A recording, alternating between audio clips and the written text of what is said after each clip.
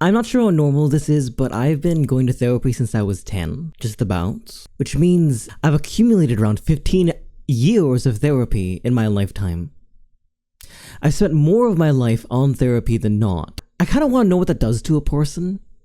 It's really hard to pick up on what exactly is about with yourself or you when it's you, the person trying to absorb it. We have a very poor sense of sort of viewing the self, understanding the self. Even the way we look at ourselves in the mirror is not accurate to what others see in real life. We're constantly compensating for our lack of self-knowledge, and the cure for that is talking to other people. So I suppose, could you tell? Was it at all noticeable? Did I say that and suddenly it all makes sense? We are in a glut of therapy information nowadays.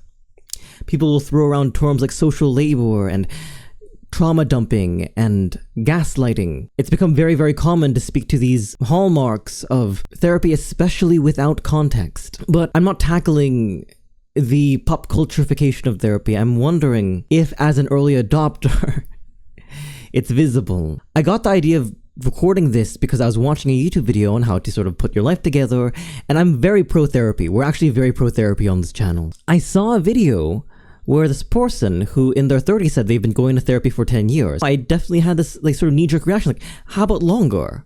How have you not been in and out of therapy for more than half your life? And often one of the easiest ways to learn something about yourself is learn what makes you feel weird, what makes you feel confused or suddenly stunned. And perhaps learn to accept that in your worldview that maybe this isn't the case. Well, now we're on YouTube, so the capacity for people who had therapy in their very younger years is much higher than in the general populace, but I'm curious on if you've had therapy, even from a young age, how did you feel about it? What is your experience with it? And I know I'm inviting a lot of negative experience, but that's good too, that's important too. The majority of my meaningful therapy was actually between school counselors. So they deserve to be paid more, let me say. I'm not sure whether there's something different about their training, but school counselors are there to make you function in school, right?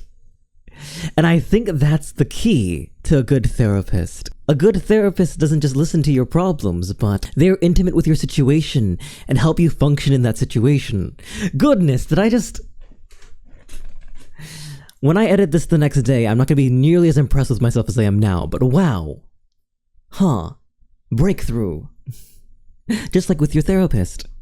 No, I was wondering if we're entering a space wherein everyone is familiar with basic therapy and what that means. Because, believe me, you can be full of knowledge and not know what to do with it. Like, are we hurtling toward a generation of people who over-compartmentalize their feelings or overly mindful? Or, I'm so curious. Because if I'm alpha, if I am the first of this kind of people who, at a very, very young age, were put into therapy, I'm probably not. It's probably that, generational centeredness. Oh, we must be the first to do this thing even though there's history. Really, I ought to do some research. But that aside, if I'm going to be the first person or one of the first people who lived more of their life with therapy than without, and are younger than their 40s, I don't know, I'm not particularly well adjusted is the issue.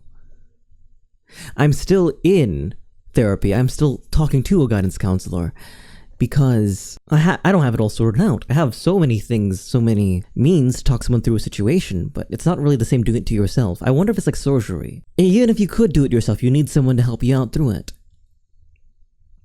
Or maybe this next generation of BB therapists are going to be so mentally sound, so clear, so clean, that they will be able to do things that we could never even dreamed of.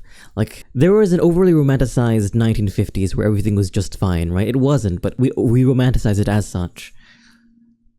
I wonder if we could make that a reality. But no, I'm not well adjusted. When I talk to my guidance counselor, often what we go into is intellectualizing. How I try, overly so, to take action when I should just be feeling. And that goes to an issue I have with just doing nothing in general, where I'm poor at doing that. I need to just, at times, exist without being occupied. I said this during a stream a couple of weeks ago, where there are things that make us proper busy, where we cannot shirk those responsibility. But oftentimes we make ourselves busy. Even with nothing, we make ourselves busy. And sometimes that busyness is in service to avoiding something or someone. And sometimes that someone is yourself. I actually wonder how much early therapy intervention has affected me. Because now that I'm thinking about it, growing up, I had faculties that not everyone was informed on. Primarily because mine were so stunted that I had to learn them in therapy. I had to develop a much larger knowledge base on those basic human emotions and such in order to keep myself going, that I performed that role for a lot of people growing up. Even now, I think to a certain degree, I hold a space even when I shouldn't. I wonder if that fundamentally changed the way that I interact with the world, right? I worry that I mirrored all of that mental health care growing up. I've seen it as a model for what a good person is, and I'm then regurgitating it for all of you. That's dark. Also, I'm not a therapist. I'm not licensed. I can well wish you.